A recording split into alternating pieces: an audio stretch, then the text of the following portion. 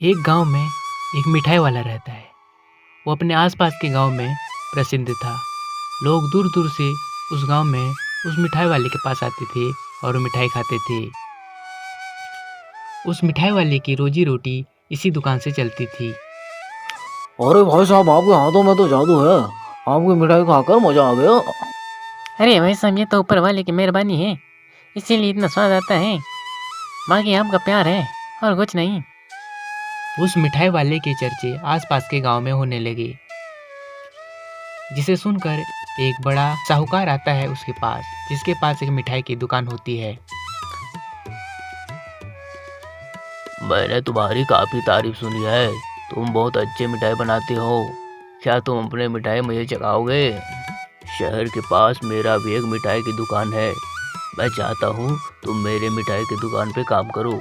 मैं तुम्हें अच्छी खासी तनख्वाह दूंगा।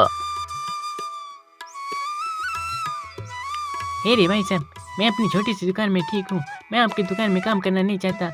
मैं जो भी हूँ अपनी दुकान पे खुश हूँ। धन्यवाद। वह मिठाई वाला उस व्यक्ति को मना कर देता है, जिससे वह व्यक्ति क्रोधित हो जाता है। वह व्यक्ति घर आकर अपने आदमियों से कहता है, उस मिठाई वाले ने मेरी बात नहीं मानी। अब उसका अंजाम बुरा होगा। तुम दोनों जाओ और आज रात उसकी दुकान को तोड़फोड़ कर दो। तभी पता चलेगा उसने किससे पंगा लिया है।